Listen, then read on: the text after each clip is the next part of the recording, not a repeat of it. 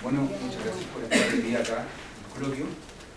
Nuestra invitada de hoy, Marcela Peña.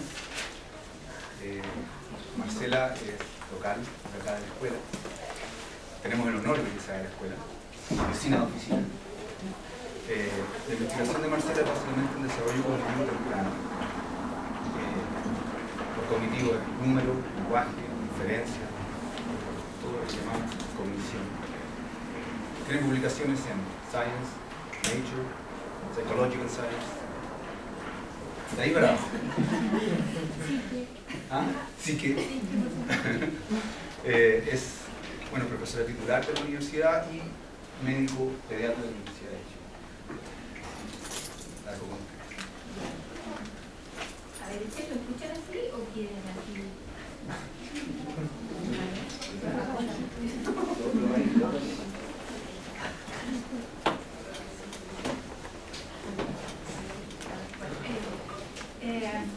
¿Aló? ¿Ahí saben mejor? No. Mejor. Entonces, bueno, muchas gracias primero por haberme invitado. Es un mundo muy gentil. Yo creo que me invitó más bien por sintonía. Pero no es mejor así. Y voy a contarles un poquito, entendí yo, si entendí bien, me decís, bueno, si no es demasiado raro, pero entendí que nosotros teníamos que hablar acá, contarles un poco de lo que hacemos nosotros en el tema, ¿ya? Así que no voy a revisar el tema de la cognición del lenguaje según Chomsky o según otras personas, sino que más bien sobre lo que nuestras experiencias que nosotros hemos tenido y especialmente desde un punto de vista experimental. Nosotros tenemos un enfoque experimental, entonces mucho de lo que ustedes van a ver son experimentos, ¿verdad? Creo que puedo tomar un tiempo explicándole cómo se hicieron los experimentos.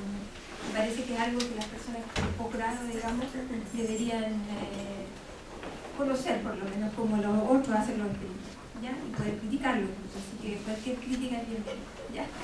También pueden preguntar, me imagino que en cualquier momento, y según tú me dijiste de nuevo 50 minutos o menos, y ahí pueden hacer preguntas también, ¿ya? Bueno, básicamente lo que queremos saber en el laboratorio es la cognición y el desarrollo temprano, en términos de desde qué momento nosotros empezamos a tener estructuras y funciones específicas del ser humano, ¿ya? En lo que se refiere a la actividad mental, de qué manera nosotros podemos decir, mira, los niños nacen sabiendo tal cosa y hay otras cosas que necesitan ser aprendidas. En el transcurso, digamos, de todas esas habilidades que tienen los humanos, hay una que destaca y que es el lenguaje. Por eso es que vamos a hablar especialmente del lenguaje, pero no es la única, ¿ya? Nosotros también tenemos habilidades que son muy tempranas en el recién nacido, por ejemplo, incluso niños que son de pretérmino, que nacieron antes de los 9 meses, de maturos, que también tienen habilidades que no son necesariamente lingüísticas, que son la cognición social, la cognición numérica y otras cogniciones, digamos, que aparentemente algunas de ellas son específicas del ser humano, ¿ya? Entonces vamos a referirnos al lenguaje especialmente, y básicamente nosotros hacemos como 3 preguntas, y yo espero alcanzar a mostrarle 3 cositas. Una de ellas es cómo aprenden los niños, especialmente enfocado hacia los mecanismos por los cuales aprenden. Mecanismos desde el punto de vista de las estrategias conductuales o estrategias cognitivas y también de los mecanismos neurales, las bases neurales de la cognición del niño, especialmente también en los primeros 2 años, y todo lo que yo les estoy contando básicamente es válido fundamentalmente para los niños que son monolingües, ¿ya? Y sanos, ¿ya? En general no vamos a tratar tampoco el tema de qué pasa si mi niño nació sordo o tiene específicamente algún problema de desarrollo. En segundo lugar, yo quisiera tratar el tema que es de qué manera la biología y la experiencia, un poco la pregunta que yo les contaba, que viene como predeterminado en la biología del humano que lo hace ser bueno para algo, ¿ya? Tal cual como las aves son buenas para volar, nosotros venimos buenos para hablar. ¿Por qué? ¿Qué estructuras, en qué momento yo soy buena para hablar? ¿El feto es bueno para hablar? ¿Ya? Y la última es de qué manera, una vez que nosotros sepamos cómo aprenden los niños, tengamos mejor caracterizados los mecanismos y el rol de cada uno de los mecanismos en el desarrollo, podríamos entender mejor cómo aprenden y de alguna manera, para los que les interesa la cosa aplicada, yo creo que estaríamos en mejores condiciones de poder ayudar, ya de poder proponer alguna estrategia, alguna intervención que les sirva para algo al fin, ¿ya?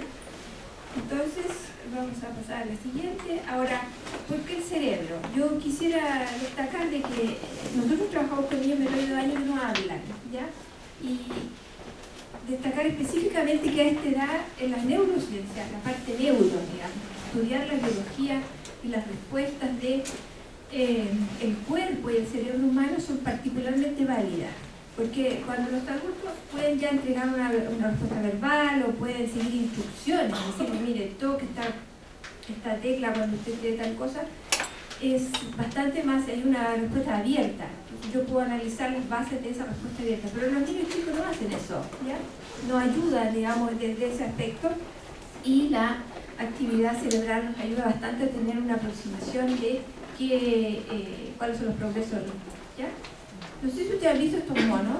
Aquí se ve harto mal, ¿qué quieren que les diga? Pero en fin, este monito de aquí, que son unos niñitos que hablan en la televisión, pero no sé si lo han visto hablar alguna vez.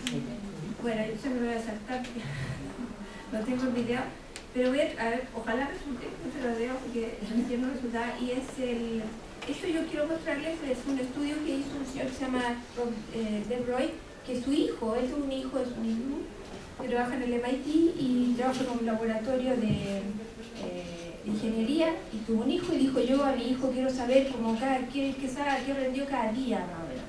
Y lo grabó desde que nació, todos los días que tenía 10 años.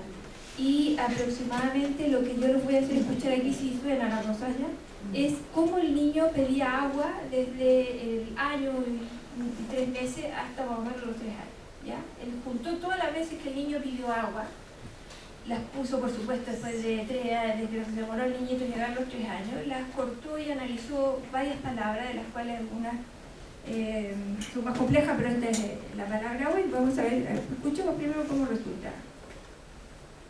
Por supuesto no resulta. Vamos a hacer esto, porque aquí resulta. Oh. Pero son 30 segundos.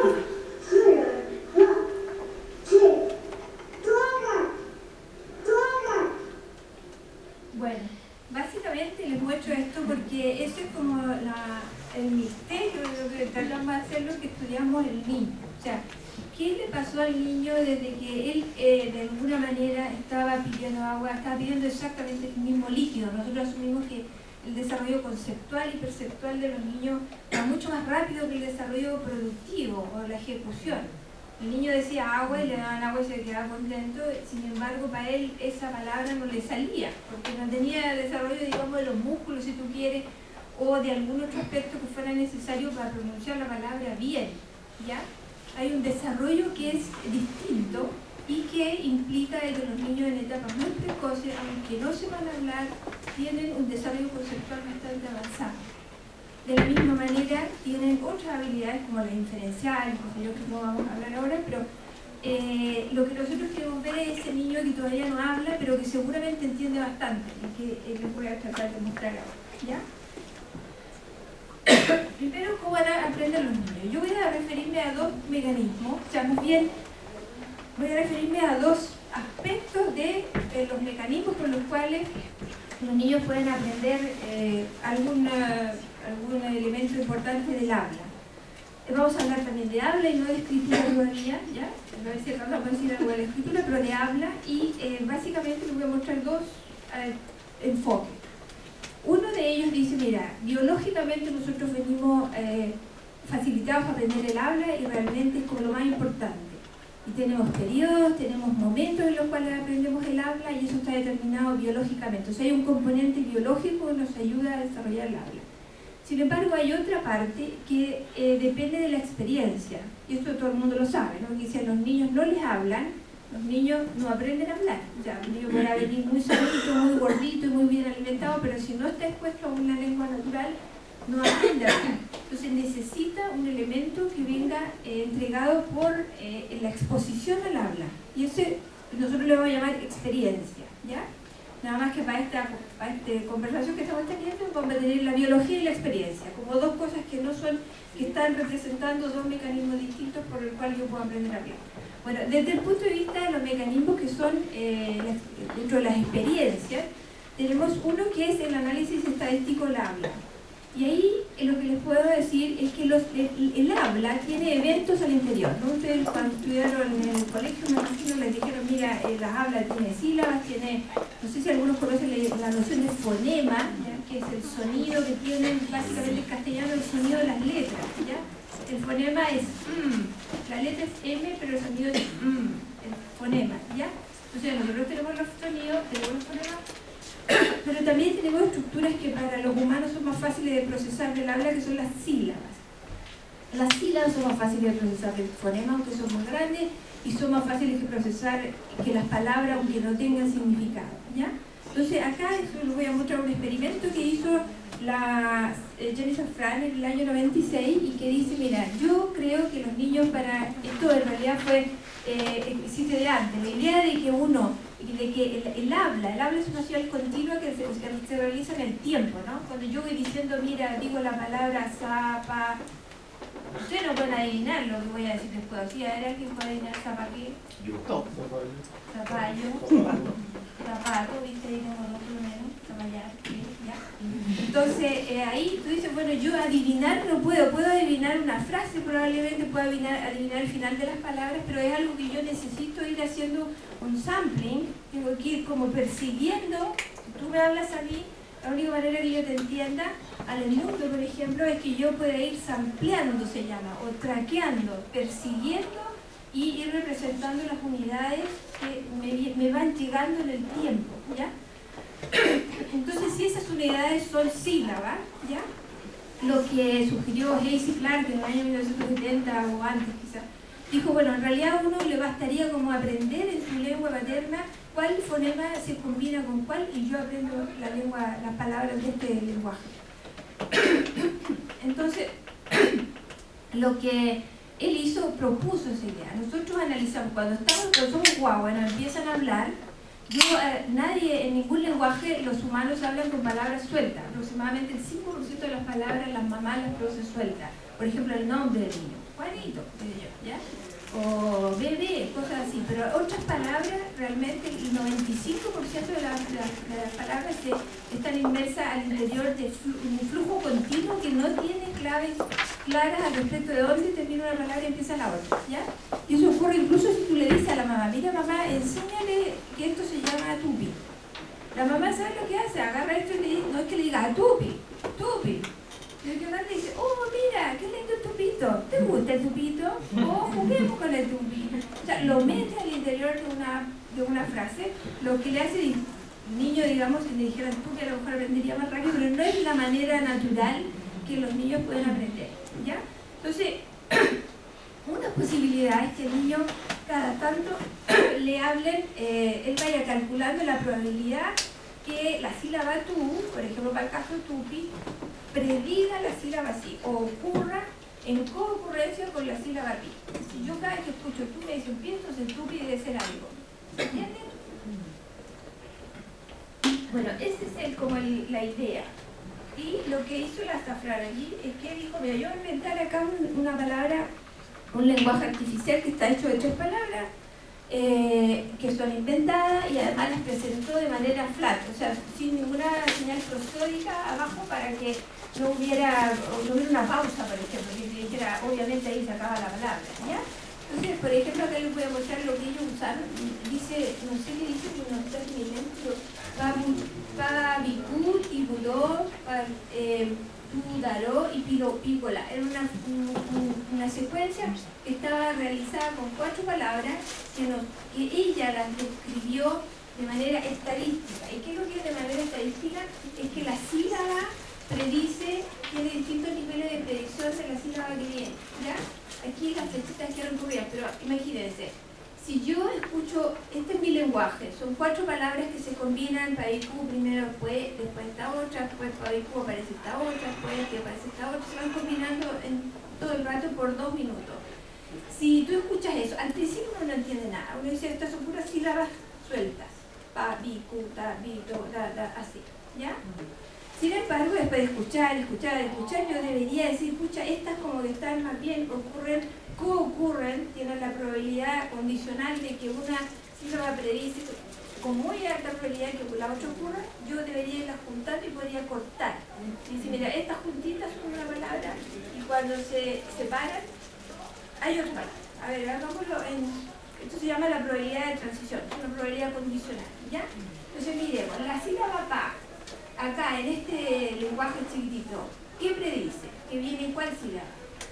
Bi, ¿cierto? ¿Predice otra cosa?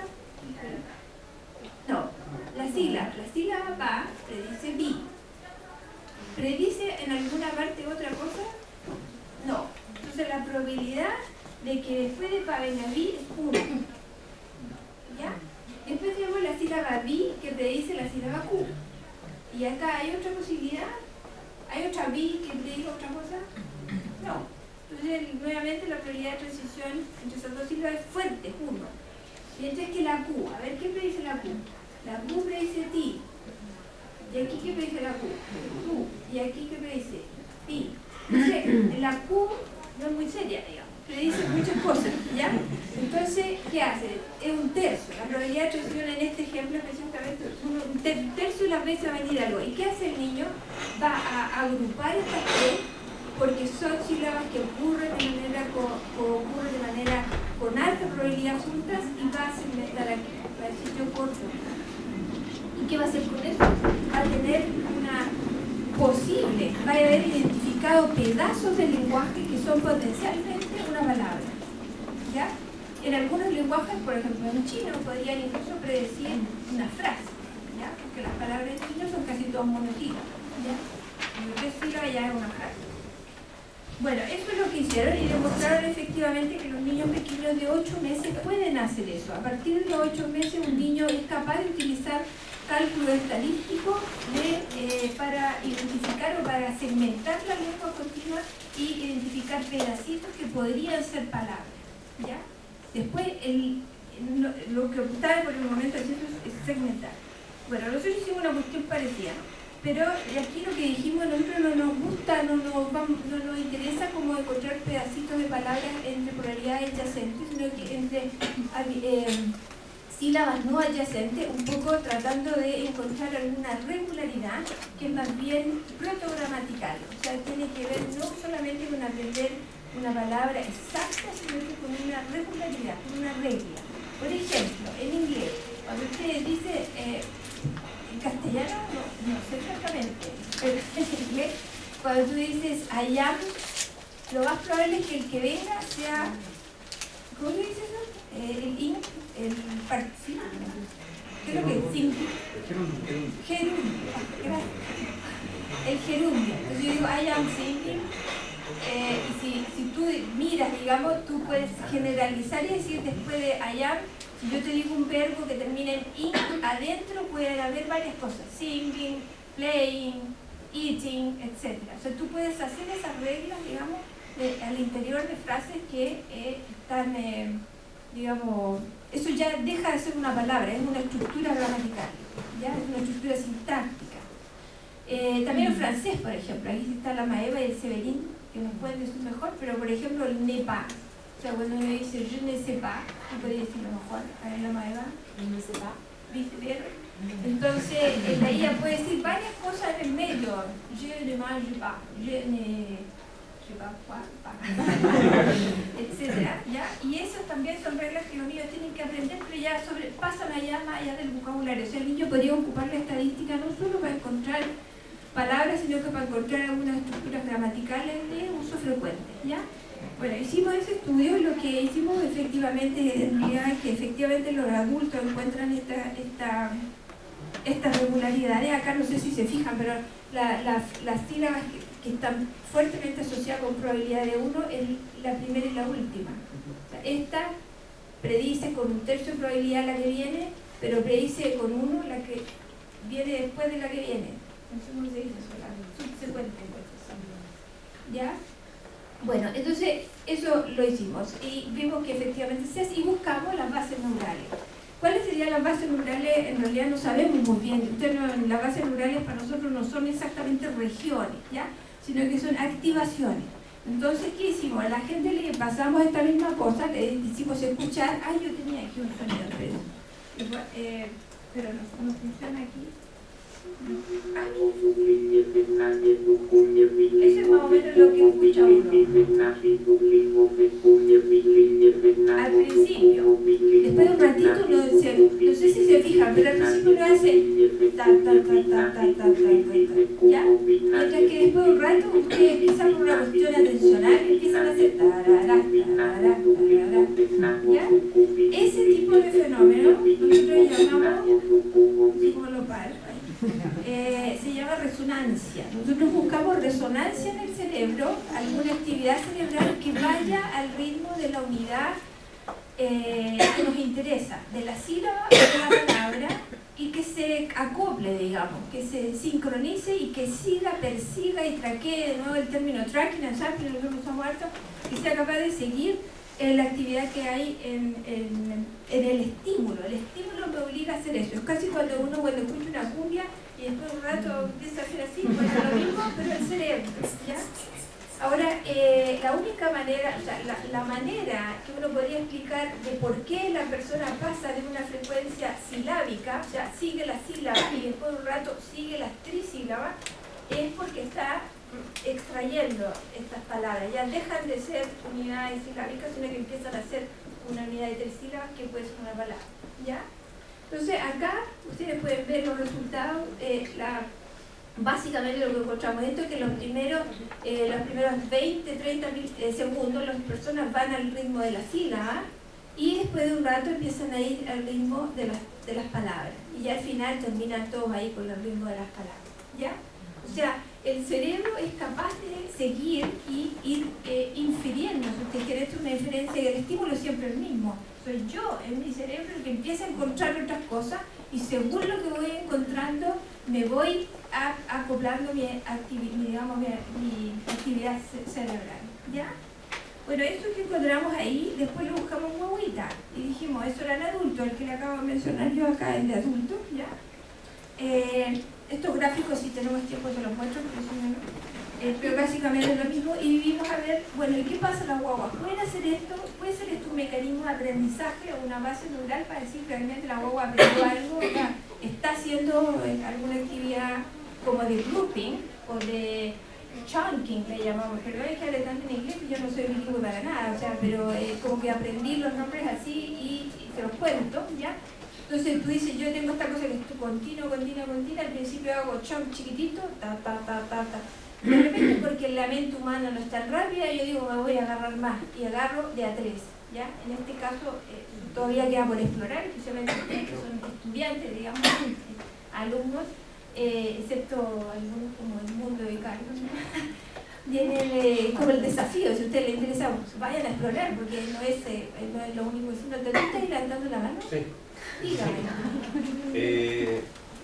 El planteamiento en este caso era que el cerebro, después de escucharlo un tiempo, subagrupaba en ternarios, ¿no es cierto? Un poco haciendo el vínculo con la investigadora que vino que era oriental y vino de... Sí. que en algún momento se entró en la discusión de la diferenciación de los acentos de los sonidos que tienen un sonido débil en comparación a uno fuerte. Y yo un paralelo un poco con la música, en el sentido de esa diferenciación que existe entre los sonidos fuertes y débiles. Y le hago la pregunta si es que en algún lenguaje, por ejemplo, el cerebro tiende a subagrupar más sonidos de manera binaria o en este caso, por ejemplo, de manera ternaria. O sea, el estudio, así como a ver si el cerebro es capaz de seguir los estímulos que tú le estás presentando, se ha hecho. O sea, se ha hecho en adultos, no en bebés, pero sí se ha hecho. Y tú puedes seguir, por ejemplo, el Strong Week definitivamente. O sea, ese tan, tan, tan, tan, tan, tan, tan, tan. Ese se sigue. También en duración. Por ejemplo, tan, tan, tan, tan, tan, tan, ¿ya? Ese también, que son un poco lo que se llama, tú eres lingüista, ¿no? La iambic-trochaic law, la ley iambico-trochaica, esto lo siguen los niños, los adultos. Los bebés no tenemos idea. Pero la ley iambico-trochaica no es específica de un lenguaje.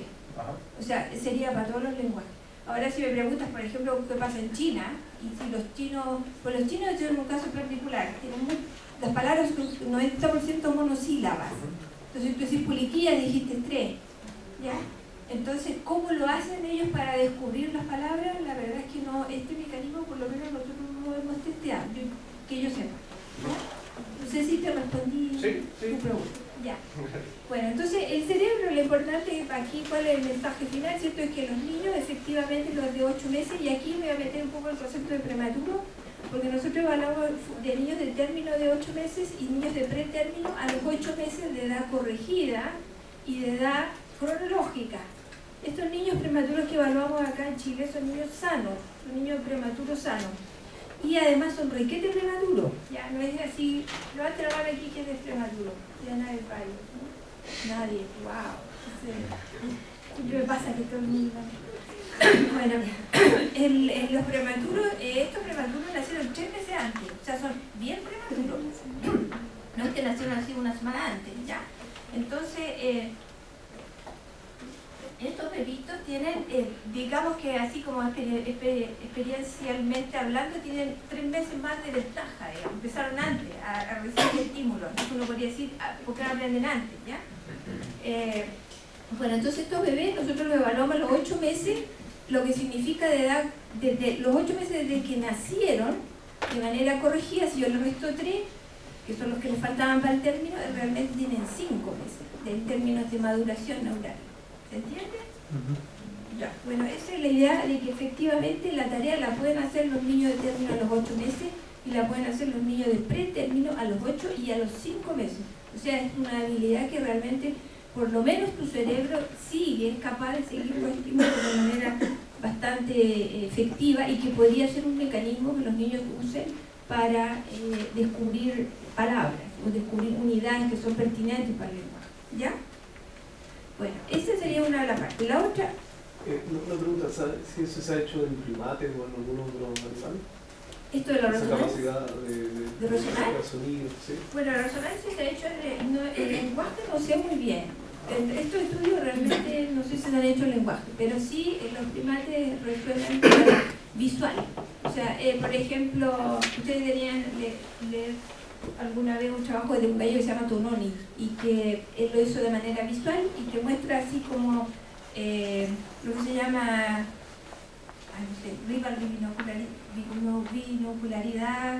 rivalidad binocular. Pablo Barraza, ¿qué tal? Bienvenido. Y bueno, esa lo que hace es que pone así, miren, no sé si me ven, pero te ponen unas lentes, entonces tú por aquí ves unas casas y por acá ves unas caras, creo.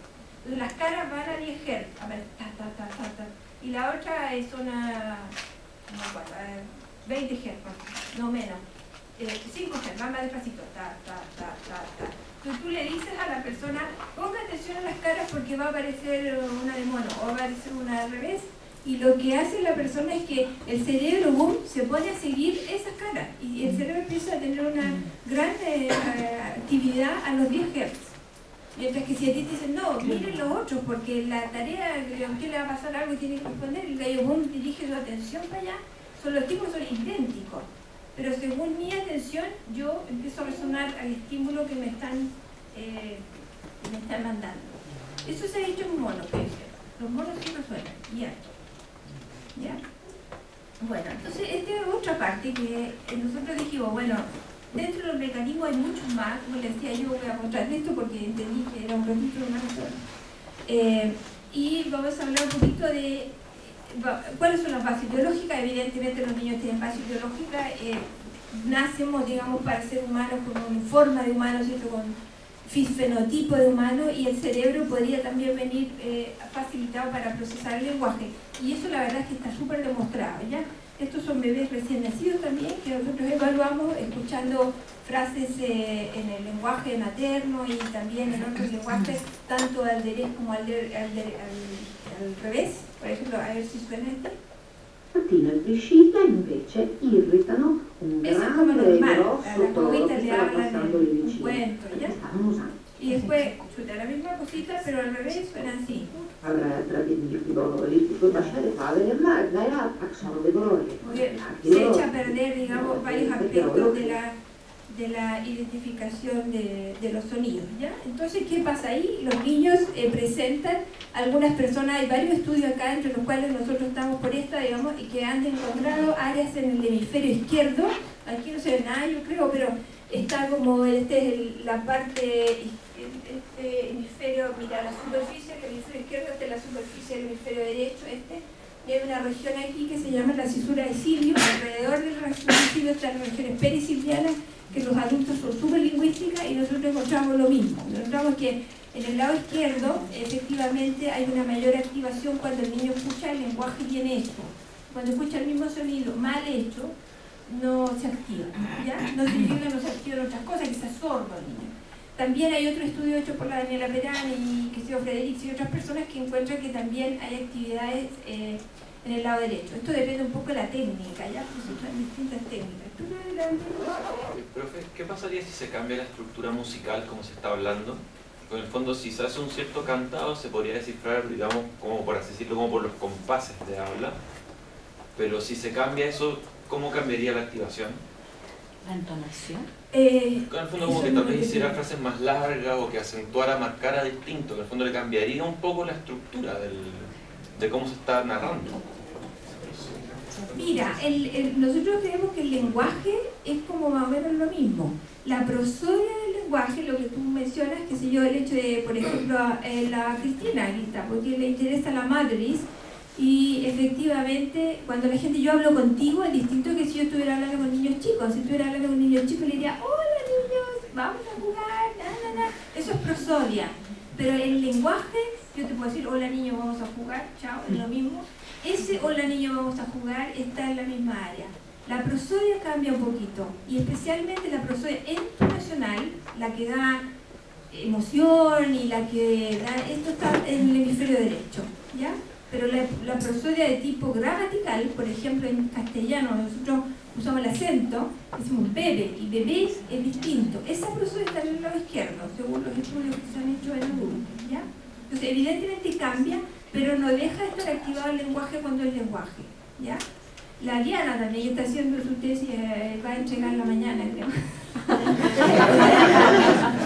Ella está estudiando cuando la mamá le habla al niño o cuando le canta, ¿ya? Entonces le dice lo mismo, pero qué sé yo. Entonces vamos a ver si es que efectivamente se activan distintas partes, o más bien se activan de distintas formas. Yo no creo que se activen en distintas partes, pero sí de distintas formas, ¿ya? Entonces no sé si te respondí, yo nunca respondo directamente nada. Bueno, existen bases neurales, ¿ya? Ese era como el mensaje de esta diapositiva.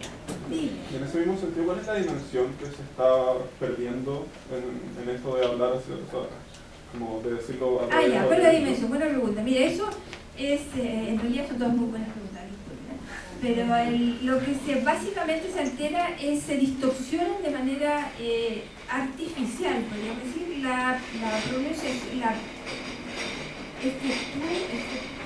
el efectuar algunas consonantes, los sonidos de algunas consonantes. Por ejemplo, la M, la si tú la dices para adelante o para atrás, nadie se acuerda, ¿ya? Ustedes podrían hablar así y no pasa nada, ¿ya? Con M's o con A. Pero las que son stop, hay ciertos sonidos del lenguaje que tienen todos los lenguajes, como las stop, como por ejemplo la p, t, k, no se puede decir bien. Si tú lo dices al revés, distorsionan enormemente la estructura silábica y también la naturalidad, digamos, el hecho de decir que es un lenguaje de verdad. Esto se ha hecho en estudios, por ejemplo, de psicofisiología, en que la gente así, tipo, no sé, a la maeva, por ejemplo, le preguntan, le hacen escuchar esloveno y le hacen escuchar aymara, no sé, una cuestión de que ver, mientras que uno está al derecho y el otro está al revés, y le preguntan, ¿qué lengua es esta? Es una lengua que hablarían en la Tierra y otra que hablarían en otro planeta. Cuando tú las das vuelta, la gente encuentra que las lenguas que están al revés son de otro planeta, ¿ya? No es que en el cerebro haya un centro para detectar las lenguas, ¿ya? Bueno, esa sería. Después, así como, no sé cuánto rato me queda, 20 minutos, ya, porque menos no va a parar. Entonces, la otra es, bueno, una vez nosotros sabemos, los niños tienen mecanismos estadísticos, tienen mecanismos biológicos, ahora vamos a ver, bueno, cuál de los dos influye más en qué. Por ejemplo, en la adquisición de hitos del lenguaje o hitos de otra habilidad. Entonces, lo que usamos es el modelo del prematuro, les contaba, nosotros trabajamos harto con niños prematuros, ¿y por qué el modelo del prematuro sano? Este es un niñito que nació entre 2 meses y medio, 3 meses antes de la edad de término, que son 40 semanas, un embarazo tiene 40 semanas, 9 meses, ¿sí? Y el modelo básicamente es esto que presenta aquí un señor que se llama Jando, que me gusta mucho este monito, por eso te lo vamos a mostrar. Y los niños prematuros tienen 2 edades, la edad corregida y la edad cronológica. La edad corregida es la edad que deberían tener si hubieran nacido de 9 meses, ¿ya? Mientras que la edad cronológica es la edad cronológica, o sea, desde que yo nací hasta que llegué a los 9 meses, tengo 9 meses. ¿Se entiende? Ya. Entonces, acá si nosotros tenemos tareas, habilidades cognitivas de cualquier tipo, esto no es un modelo, no hay que ver cualquier habilidad que esté preprogramada genéticamente, que a tal edad yo aprendo a caminar, por ejemplo, no sé si ustedes tienen hermanos prematuros o algo prematuro, los niños no aprenden a caminar antes. Nacieron 3 meses antes, pero no aprenden a caminar, de hecho se retrasan, ¿ya? Entonces uno diría preprogramado, está preprogramada. Lo que ocurre es que los niños prematuros, digamos, acá está la edad ajustada o corregida y esa es la edad, también, ¿cierto? La edad postnatal o cronológica. Si esto dependiera, esa habilidad depende de la edad corregida, de la maduración neural, yo tengo que estar maduro para poder aprender, así ha nacido antes, no importa igual tengo que esperar a madurar, los dos se comportan igual por edad ajustada. Si comparamos los prematuros y los otros, no sé si los ven ahí, hay una cosa como morada y otra de otro color, estarían uno arriba de la otra, mientras que acá si el niño prematuro fuera adelantado, o sea, si valiera la edad, los meses que yo llevo puesto como para aprender, el niño de término, que es ¿cierto? ¿Cuál es el término? Ya. El niño de término aprendería antes. ¿Se entiende? Mientras que si hay otra cuestión que depende de la experiencia, o sea, mientras más me hablen, ojalá me hablen en el útero porque yo aprendería el tiro, ¿cierto? Hablar, yo aprendo antes, independientemente del estado de maduración general del niño. Lo que ocurre es que las habilidades estarían pareadas por edad cronológica, si es que dependerían de la edad cronológica, y si tuvieran por edad corregida, los niños prematuros aprenderían antes que los niños de término. ¿Se entiende? Bueno, ese es básicamente el modelo, da lo mismo, si es cara, lenguaje, social. Bueno, nosotros hicimos 2 estudios. Bueno, esto se los voy a contar un poquito. Bueno, esto es como una justificación, ¿para qué uno anda estudiando estas cosas, ya? Entonces, una de las razones es que, aparte de que es entretenido, quiere hacer un estudio, entre otras cosas. Nosotros querríamos saber si es que hay, cómo es la dinámica de los periodos críticos, ¿ya? Y los periodos críticos que ustedes en muchos cursos les van a decir que no existen, efectivamente nosotros creemos algunos que sí existen periodos críticos. O sea, da lo mismo si les quieren llamar ventanas de oportunidad o no, pero sí son periodos en que los niños el sistema nervioso es especialmente sensible al estímulo y puede aprender de una manera más eficiente, ¿ya? Y de alguna manera nos interesa todos los periodos críticos porque nosotros tenemos una hipótesis que es del aprendizaje bayesiano. Entonces nosotros creemos que los niños aprenden muy rápido. ¿Por qué? Porque tienen mecanismos de aprendizaje bayesiano desde chiquititos, ¿ya? Y el aprendizaje bayesiano es un aprendizaje muy eficiente, muy rápido, digamos. No significa que sea correcto, uno puede aprender cosas malas, puede aprenderlas mal y después toma tiempo en corregirlas, pero sí es un mecanismo muy eficiente para aprender. Entonces esto está basado en, bueno, después les voy a contar un poquito esto, y ¿qué vimos? O sea, ¿qué tareas tendríamos que comparar para poder saber si la biología o la experiencia se comporta por edad cronológica o se comporta por edad corregida? ¿Cuál de las tareas que los niños tienen queremos ver? Una de ellas es esta, la discriminación de clase rítmica, y otra la discriminación de fonemas nativos. Las clases rítmicas son tipos de lenguaje, digamos, tipos de ritmo que tienen los lenguajes y que se definen por la unidad que les da el ritmo, ¿ya? O sea, es como, no sé cómo definir el ritmo de otra manera, pero es la periodicidad de ciertos eventos que dan la prominencia, ¿ya? Lingüísticamente hablando, eso se define de una manera X, pero yo les puedo decir lo siguiente. Según Pike, esto es lo que dijo Pike hace muchos años, dijo, mira, las lenguas se definen, se pueden agrupar en las que suenan como metralleta, en las que suenan como máquina de escribir y en las que suenan como clave Morse. Si tú escucháis, vos no entendís nada, si bueno, esta es clave Morse, debe andar por ahí, ¿ya? La metralleta, obvio, ¿ya? La máquina va a escribir, ya no hay, pero en fin, me imagino que el teclado, el keyboard será lo mismo. Y la otra, la clave Morse, francamente no sé cómo suena, pero debe ser, no sé, pero ustedes imagínense, ¿saben lo que es clave Morse, no? ¿Quién puede hacer el sonido de clave Morse? Una cosa así, ¿ya? Ese sería el ritmo. Entonces, ¿quiénes son quiénes? Básicamente las lenguas que son como clave Morse serían las lenguas acentuadas o anglosajonas, las que son como máquina de escribir seríamos nosotros, las lenguas romances, ya donde están el francés, el italiano, el brasileño, ¿cierto? El portugués, y la clave como metralleta serían las claves como el japonés, que tienen unidades como la mora, el coreano, el japonés, ¿ya? Entonces, eso los niños lo saben hacer de nacimiento. Nacen y saben discriminar lenguas de distintas clases rítmicas, saben distinguir el inglés del castellano, pero no saben distinguir el castellano del italiano. Eso es algo que lo aprenden a los 4 meses y medio más o menos, ¿ya? Antes de eso, todas las lenguas son iguales, después de eso los niños dicen, ah, no, es que no es lo mismo.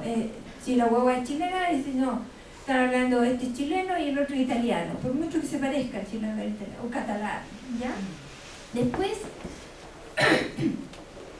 yo le iba a hacer escuchar esto, no sé si tengo tiempo, pero aprovecharé que Un quadro molto famoso è stato mai restaurato.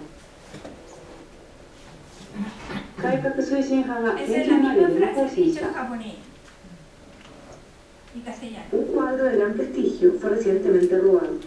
¿ya? Y bueno, ¿qué escucharía la guagua? Porque la guagua no entiende las palabras.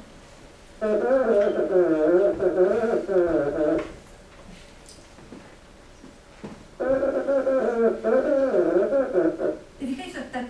Esos son típicos japoneses. Mientras que el primero y el último, no sé si ustedes son buenos de oreja, digamos, pero son bastante parecidos. O sea, el español, italiano, una máquina de escribir, y el otro tiene periodos así como ¿ya?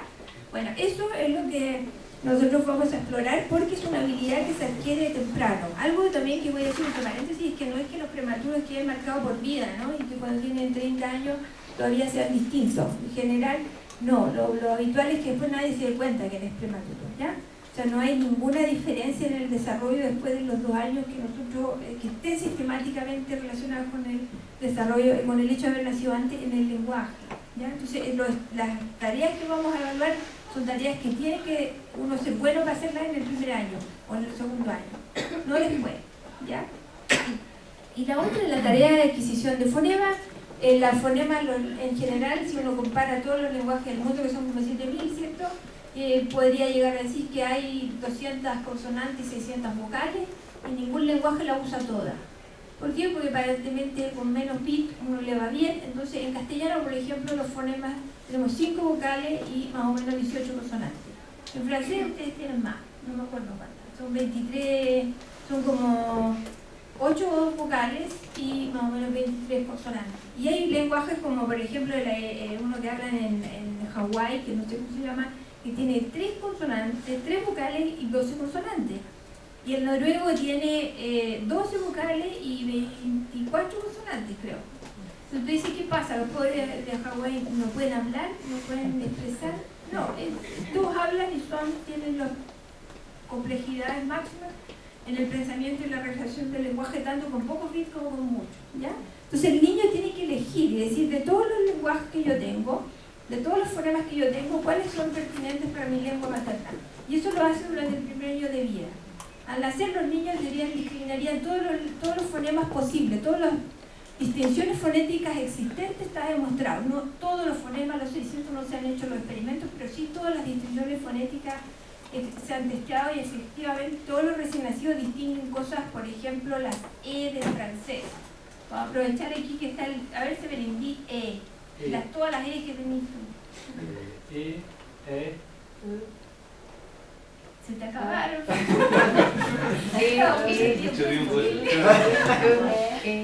A ver, la maestra sabe mejor. Son 4. Son 5. A ver si son 4. Bueno, ahí por lo menos 3 que yo no entendí. Para mí son E. O sea, todas esas para un chileno cualquiera. ¿Ya? Entonces, ¿qué hace la guagua? La guagua al principio dice, bueno, distingue todas las E, todas esas, y las A y las O, etcétera, y dice, bueno, estas en mi lenguaje no existen, por lo tanto yo las tengo que dejar de discriminar, ¿ya? Y sería algo bueno. Sería bueno que yo me especialice en las lenguas, en los sonidos que tengo yo, y eso lo aprenderían aproximadamente, aquí hay un monito en que se representa, digamos, en verde el tiempo que pasaron adentro de la guata de la madre, en el útero, y aquí te fijas, tiene 3 meses menos, y el tiempo que hay después, ¿ya? Nosotros se aprende más o menos a las 9, entre los 9 y los 12 meses. Uno tiene que dejar de ser sensible a las lenguas a los sonidos que no son distintivos, ¿ya? Bueno, acá te voy a contar un poquito los fetos en relación a la clase rítmica. Los niños discriminan el lenguaje, el ritmo de las clases rítmicas en el feto incluso. Los niños de término lloran con la prosodia de la lengua materna, con el ritmo de la lengua materna ya. Y también discriminan los lenguajes en función a las clases rítmicas. Y a los 4 meses ya, chao, no es lo mismo. El inglés de Estados Unidos no es lo mismo que el inglés de Gran Bretaña. El chileno de Santiago no es el mismo que el de Chiloé, ¿ya? Entonces eso es lo que nosotros vamos a evaluar. Y la otra, les voy a decir al tiro para que vayamos rápido, lo que nosotros esperamos esto, o sea, si los bebés, digamos, estos son bebés las F son de full term y las P de pretérmino, de prematuro. Entonces el rato que pasaron adentro de la guata de la madre, aquí eran fetos, de ahí salieron, son recién nacidos. Lo vamos a evaluar. Si la cuestión, la habilidad se adquiere a los 4 y medio, yo lo voy a evaluar a los 3 meses y lo voy a evaluar a los 6, ¿cierto? A los 6. Y lo mismo vamos a hacer en los niños de término a los 3 meses para ver si ahí les salían algo, y los de pretérmino vamos a verlos a los 6 meses de edad cronológica y a los 6 meses de edad corregida, y vamos a ver cuál de todos estos se parece para poder dar una respuesta a esa pregunta. ¿Se entiende? O sea, si lo que importa en esta cuestión es la maduración neural, esta guagua debería responder como esta. Si lo que importa es la experiencia, esta guaguita debería comportarse como esta otra. ¿Se entiende? Porque esta lleva 6 meses afuera, ya aprendió. Esta lleva 6 meses afuera, ya aprendió. ¿Se entiende? Básicamente esa es la misma cuestión que vamos a hacer con el otro experimento. Ya, entonces ahí está el resultado, porque básicamente lo que les contaba, que nosotros distinguimos acá, usamos los estímulos que usó Janet Berke, que son exactamente los mismos, y que son en una cosa que se llama el continuo va. Para ellos suena va, da, pero para nosotros en castellano según mí suena va, da. En español los mismos sonidos suenan distintos por distintas razones, pero básicamente lo que nosotros testeamos son tres fonemas, uno que son la B, otro que es la D y otro que es la D. Es una cosa que nosotros ya no distinguimos porque nos fuimos bengalíes, ¿ya? Esto lo hablan los bengalíes y otros. O sea, a ver si suena. Uy, ya está. De nuevo. ¿Qué escuchan ustedes? Va, con P, ¿cierto? Porque teóricamente tienen que escuchar va. Va. Ahí vamos de nuevo. O sea, de nuevo, ahí vamos. Esta es otra cosa.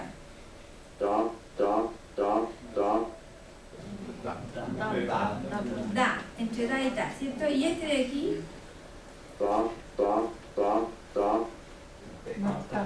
Última vez.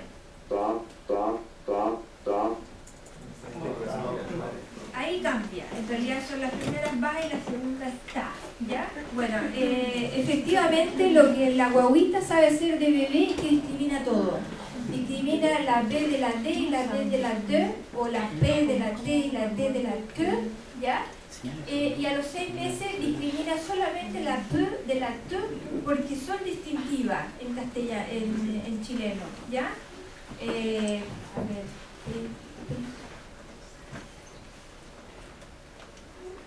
pasa y taza, suponiendo que la Z no vale. Pasa y taza se diferencian de la P, por lo tanto en chileno son distintivas.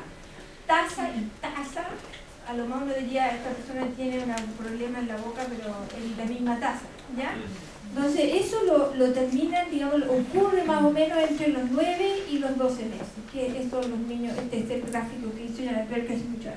Bueno, nosotros somos lo mismo y encontramos, sería todo, me fui para arriba. Ah, ya. Bueno, este es de nuevo el modelo que lo mismo que hice antes, ¿cierto?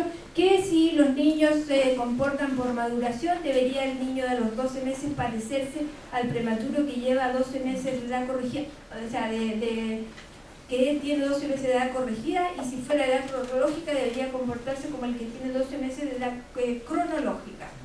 ¿Entiendes? En fin.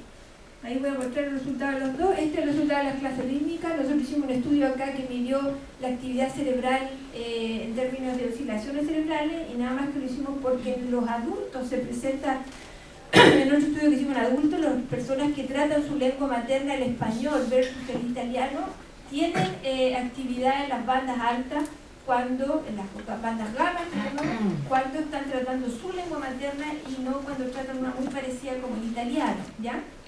Entonces usamos la misma medida, ¿ya? Y no sé si aquí se alcanza a ver, pero básicamente esto es un gráfico que representa el promedio de los promedios, o sea, el promedio de los niños en todas las frases que escucharon en italiano, en japonés y en español, y el promedio de todos los niños. Le hace un gran average, realmente. Agarramos todos los niños con todos los italianos y los pusimos ahí, ¿ya?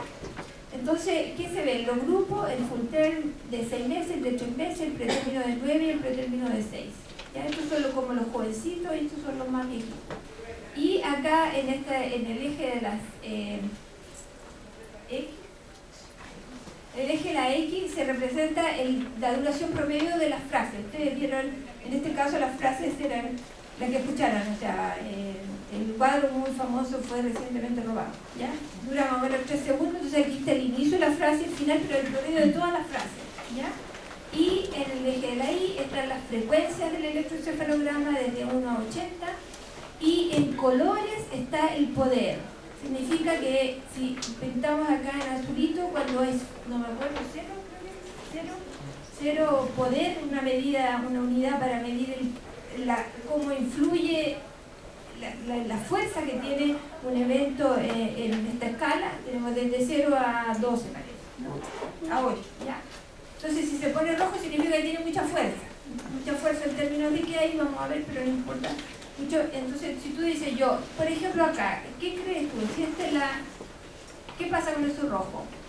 Eso rojo significa que hay mucha fuerza en esta frecuencia, que serían como, imagínate, como 50-70,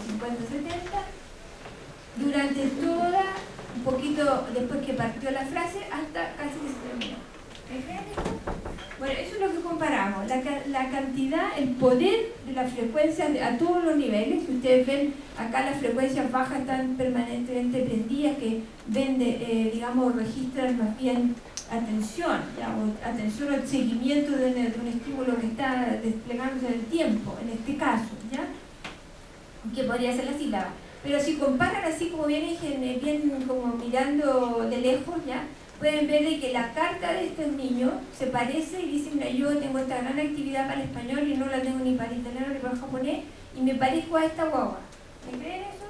O sea, no respondo mucho al italiano, tampoco respondo al japonés y sí respondo al español. Mientras que la guaguita más joven, la que todavía trataba el español como el italiano, tiene la misma actividad aquí y tiene la misma actividad acá. ¿Se entiende? Sí. ¿Está bien? Es difícil leer estas cuestiones, pero en suma, lo que podemos decir es que efectivamente esta guaguita de aquí, que es término, también los prematuros, esta guaguita prematura se parece a esta y está pareada por edad corregida. O sea, como que no se adelanta en aprender ni, digamos, esta habilidad rítmica. No es que aprenda antes porque nació antes, ese aspecto por lo menos. ¿Ya? Bueno, con respecto a los fonemas, habíamos dicho, los niños aprenden los fonemas, ¿cierto? Más o menos a los 9 meses. ¿Qué pasa con los niños de término comparado con los de pretérmino? Aquí están los niños de término de 12 meses, de 9 meses. No, al revés, 9, 12. Y acá están los bebés de pretérmino de 12 y de 9 meses por edad corregida. Y ustedes ven que los niños se comportan más o menos igual. Estos son los bebés, este es el fonema nativo, que lo sigue uno discriminando para el resto de su vida, ¿no? De hecho se vuelve más bueno uno después, mientras que este es el fonema extranjero. Yo lo distingo, digamos, lo distingo harto y después lo dejo de distinguir. ¿Se entiende? Bueno, entonces la distinción también es un fenómeno que ocurre, es que es parecido. O sea, estos dos estudios dirían que efectivamente los prematuros no se adelantan en aprender ni los fonemas, ni la prosodia de los lenguajes, ni los ritmos de los lenguajes cuando están siendo expuestos a, no porque nazcan antes, van a aprender antes esos aspectos, ¿ya? Entonces esto nos lleva a hacer la observación sobre respecto de los periodos críticos. Efectivamente, esto como que sería un elemento más para proponer de que efectivamente los periodos críticos no están abiertos todo el rato, sino que se abren, tienen una apertura.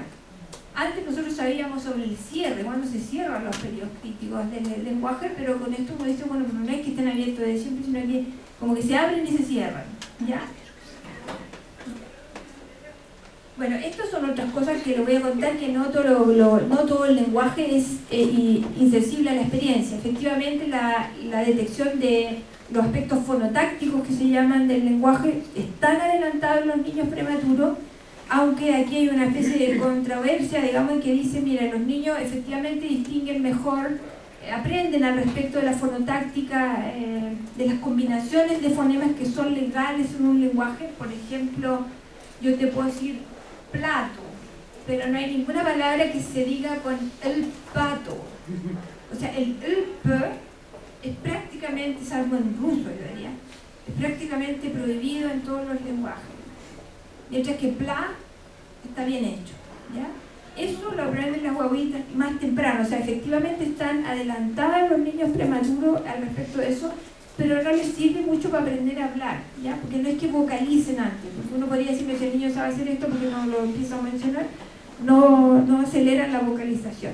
Sin embargo, hay otros dos más que lo voy a contar así rapidito, que sí se aceleran, de los cuales uno hicimos nosotros, que ustedes pueden reconocer a la Diana en alguna parte. Las guaguas que en la maternidad, esto es un estudio más bien epidemiológico, a la mamá se les dijo, a la mamá, tome su guaguita, póngasela aquí que es prematura, háblele, y esas guaguitas que la mamá, mientras más le habló, la guagua habla también más antes, ¿ya? O sea, el prematuro, la vocalización que realiza el prematuro se correlaciona con la cantidad de estímulos que le han hablado a él, ¿ya? No que escucha así que hablen en las maternidades. Y también la cognición social se acelera, eso es un estudio que hicimos aquí con la Diana, ¿cierto? En que uno tenía que seguir la mirada del que estaba al frente, es una habilidad que se aprende, se consolida más o menos a los 7 meses, entonces tú podías hacer así, mira, por ejemplo, mírenme a mí, yo hago así, con cabeza y todo, o mira, vaya, O bien así. ¿Me ven los ojos, no? Así como los manitos animados. Bueno, los niños prematuros hacen eso a los 7 meses de haber nacido, ¿ya? Que son bien chiquititos, tienen 4 meses de maduración, ¿ya? También se aceleran otras cosas como por ejemplo la cognición visual. Esto es la visión en 3D, en profundidad, ¿ya? Y también los niños prematuros tienen un adelanto. Todas estas cosas se aprenden temprano en la vida, se aprenden a los 6 meses, a los 3 meses, la esteroidea se desarrolla entre los 3 y los 4 meses, ¿ya? Y también habría una aceleración. Entonces no todo es que el sistema, no todo el cerebro del niño es que necesite madurar. Hay cosas que pueden aprender antes, lo que no significa que sea bueno, ¿ah? Eso no tenemos idea, incluso en visión hay más bien la hipótesis contraria. A los niños no deberíamos dejarlos ver hasta que tengan la maduración, porque acelerar su desarrollo les generaría problemas de visión, visuales, digamos, de distintos aspectos de la acuidad visual, ¿ya? Y en este modelo nosotros podríamos decir que nuestros resultados un poco han ayudado a saber esto, eso no tanto porque lo han hecho otras personas, ¿ya?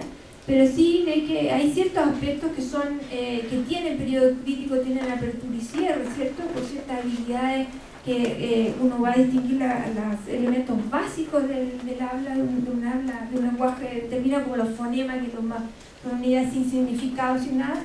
Y hay otras que sí se aceleran, como la cognición visual, la cognición social, o sea, el periodo crítico como que estaría aquí, pum, se correría un poquito para acá, se adelantaría, ¿ya?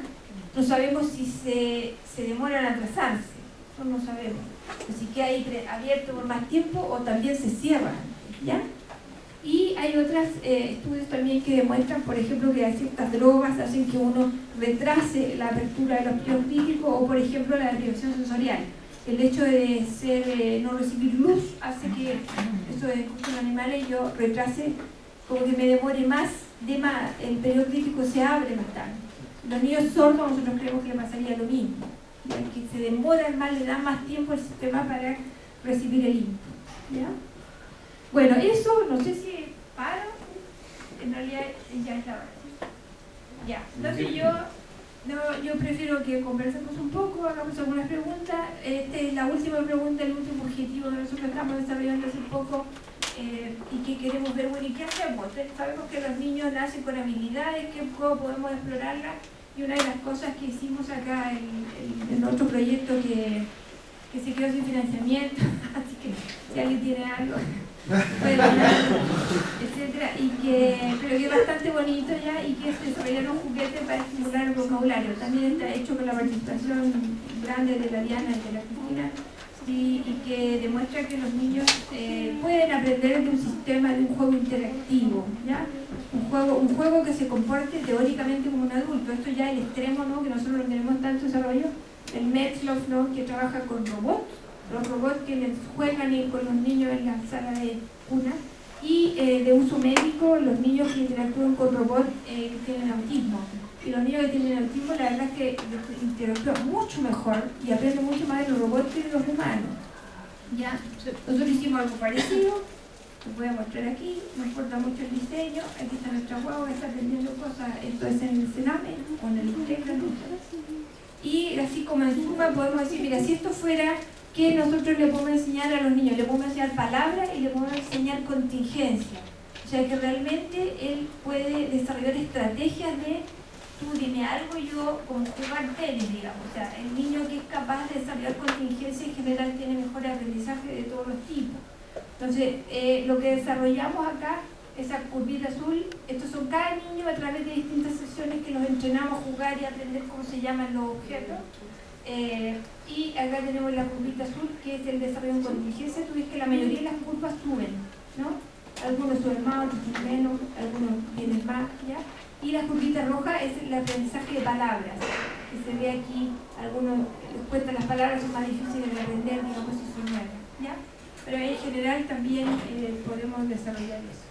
Bueno, y estas serían las conclusiones, están en inglés, me las voy a saber. O está todo en inglés capaz, no me digan. Bueno, los niños entonces tienen, nosotros estudiamos en nuestro laboratorio eso y creemos que es súper importante saber mecanismos por los cuales los niños aprenden. ver efectivamente una vez que tiene mecanismos, bueno, cuál es el rol, porque normalmente con la conclusión no es que el niño aprende de uno solo, sino que tiene muchos mecanismos. Bueno, cuál de estos contribuye más a una habilidad cognitiva, y después de eso, si a ustedes les gusta el aplicado, bueno, ¿qué podemos hacer con eso? Ojalá sirva para la sociedad saber esto, y no para mí o para mi abuelita, ¿no? Bueno, este es el Yarbeler, lo siento. Y ahí está la gente que trabaja en nuestro laboratorio. Así que muchas gracias.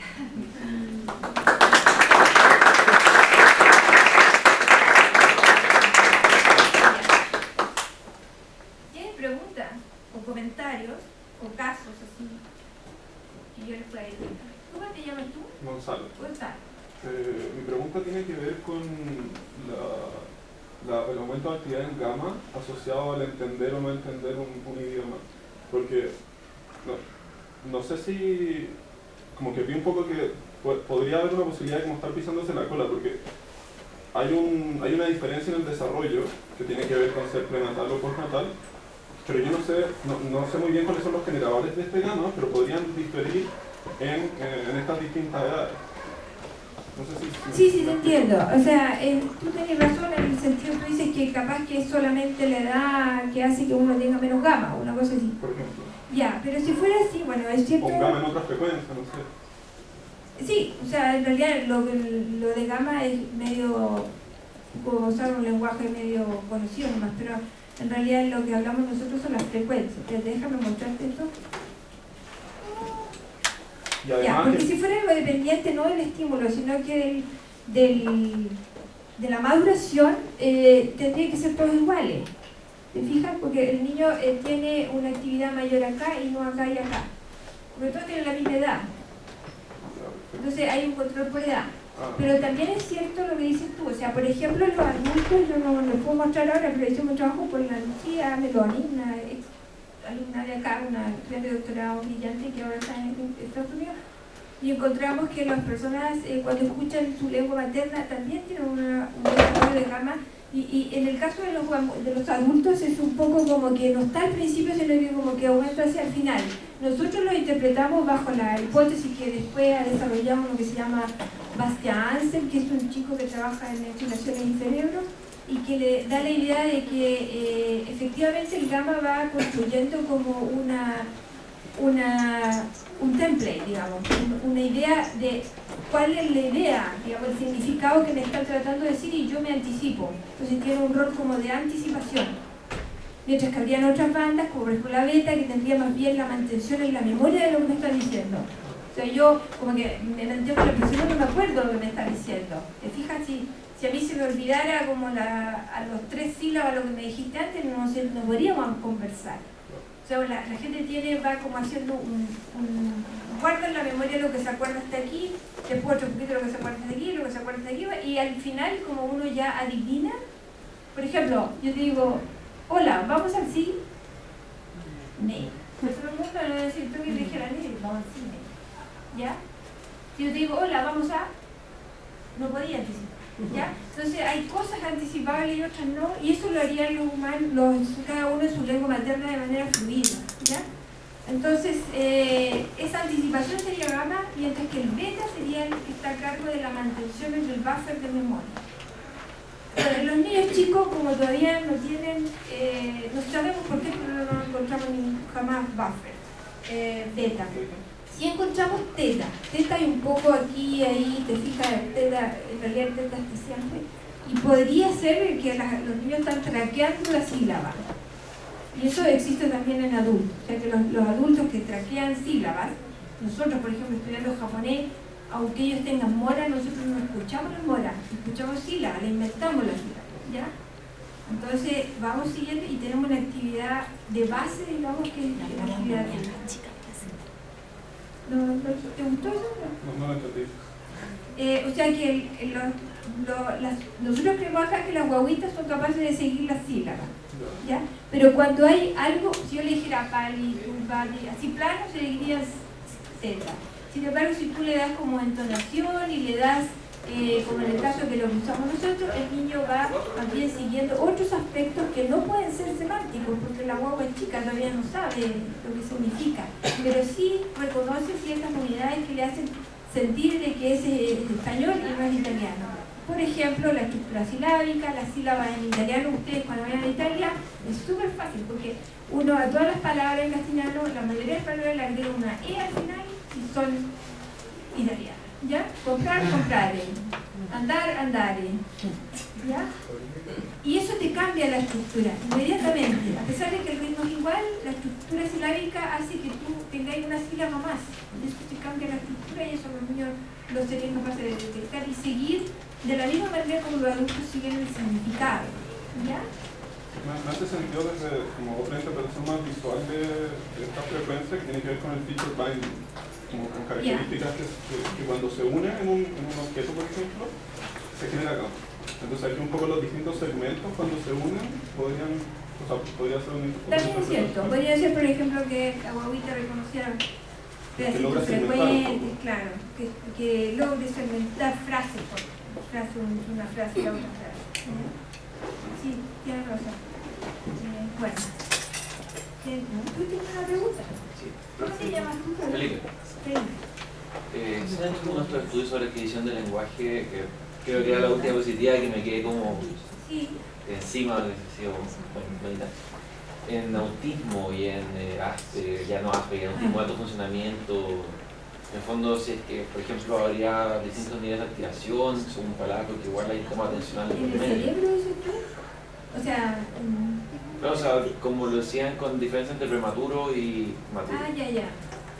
Si caería con autismo. El lenguaje. Claro. Mira, ahí hay dos cositas. Una, por ejemplo, así como puristamente hablando, el lenguaje es la gramática, el vocabulario y la fonología. La gramática, la sintaxis y la morfología. ¿Ya? Hay gente en el mundo que dice que el autismo puro no tiene nada que ver con el lenguaje, que los niños tienen bien el lenguaje y que lo que tienen es otra cosa, es la intención comunicativa y por eso no hablan. Como por ejemplo la Uta Fritz y el Chris Fritz, los Fritz, ¿ya? Entonces los Fritz, que son los dueños o son los que saben más del autismo, dicen que en realidad los niños no tienen nada que ver, que es una consecuencia del problema del lenguaje. Mientras que hay otros que no, que son más variados, no hay ningún investigador específico, pero sí dicen al revés.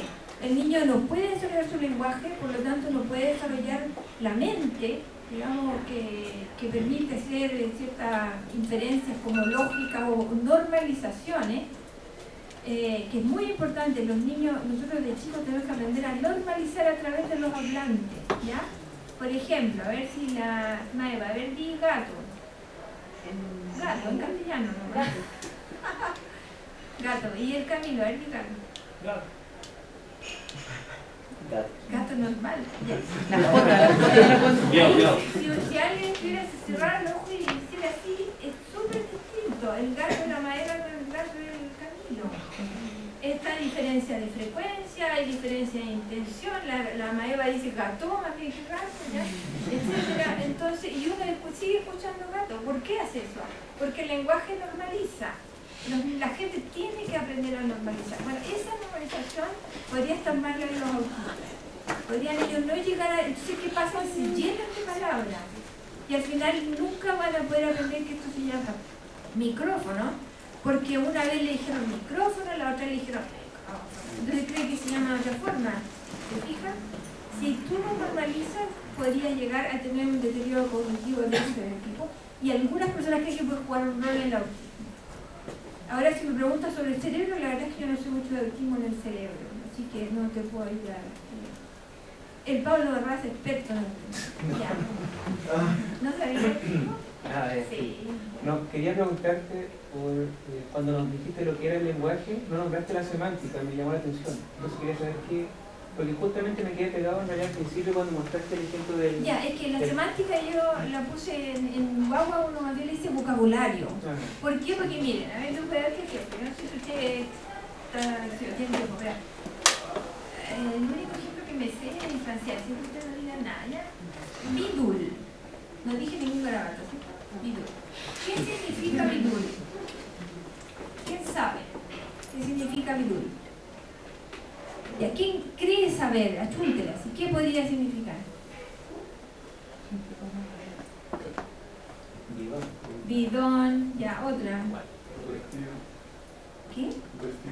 Vestido, ya, etcétera. Bueno, ahora, a ver, ¿qué significa bidón, Maeva? Nosotros llamamos jujur, es como una cosa, un algo. Un algo. No sé qué. Un no sé qué. Una weá. Yo siempre digo que pido permiso primero, porque capaz que digo la bueno, los niños, antes de aprender las palabras con significado, aprenden así. Aprenden bidul. No saben lo que significa, pero lo aprenden, incluso lo hablan. Y dicen bidul y no saben qué están diciendo. Entonces, por eso hacemos la distinción entre vocabulario y semántica. Porque la semántica va más allá del sonido, sino que va al concepto. Y además atraviesa todo lo que significa la frase. O sea, una frase puede tener significado, una palabra puede tener significado, un morfeo puede tener significado, la pragmática tiene otro significado. Entonces, como que la semántica atraviesa las partes. Por eso yo siempre digo vocabulario. Y en el caso del niño que pedía agua, ¿había vocabulario o semántica? Yo creo que había semántica. Había, o sea, más que si nosotros creemos que la palabra verdadera era water, él decía cualquier cosa. Y eso les va a pasar a ustedes con tu hijo. Los hijos van a decir, y la única que entienden son ustedes, los padres. No entienden nada y la mamá aprende. ¿Por qué? Porque ha aprendido a asociar y el niño va a ir sabiendo que con ciertos sonidos pasa algo. ¿Ya? Y lo último, en el caso de los bebés que nacen, por ejemplo, en familias donde se habla 2 y medio, o en un país, por ejemplo, una familia de chilenos, pero que está viviendo en Inglaterra, o qué sé yo. ¿Qué pasa ahí con la adquisición de la lengua? Ese es como otro tema que más bien la maestra podría en un año más presentar en un coloquio. ¿Pero gana la lengua materna? No, lo necesariamente, o sea, si los niños pueden tener hasta 5 lenguas, se supone, igualmente 20% cada una, sin sufrir ningún daño. Eso es lo que dicen los que estudian 5 lenguas, ¿ya? Que son poquitos. Pero hasta 3 no pasa nada y 2 definitivamente es la misma cuestión. O sea, están poblaciones, por ejemplo, las poblaciones que son más bilingües en el mundo son Barcelona, Singapur y Vancouver, ¿ya? Todos los demás como que hablan un poquito más castellano, un poquito más para acá. Esos no son súper bilingües. Y en esos lenguajes no se ha encontrado nada, todo lo contrario, se ha encontrado que los dos aprenden al mismo ritmo, aunque, por ejemplo, si tú aprendes si tú tienes que hablar polaco y castellano, el niño aprende a hablar antes, más que aprende a hablar, aprende mejor, define mejor antes su estructura silábica en castellano que en polaco. Porque en polaco las sílabas son mucho más que en castellano y son complejas. Hacen una cosa como el un montón de consonantes juntas y eso les cuesta a los niños las consonantes, ¿ya? Pero en términos de dificultad no tiene ningún problema. Hay muchos estudios que dicen que es mejor, que te da flexibilidad mental y que tú tenés mayor eficiencia, digamos, por ejemplo, para control inhibitorio. Y que tendría razón, por ejemplo, si tú decís, mira, yo te digo, mira, niño, tómate la agüita, y tú venís en inglés y me decís, ok, drink the water.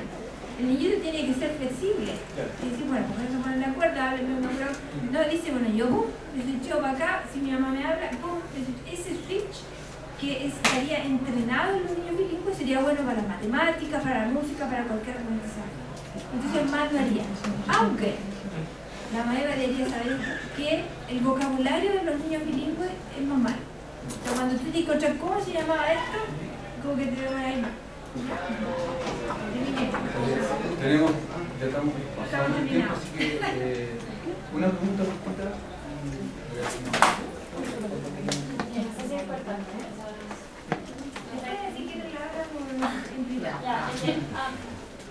Pero es una que es más general, que si las unidades básicas del lenguaje supuestamente se adquirirían a partir del estudio como un tema de maduración biológica, ¿cierto?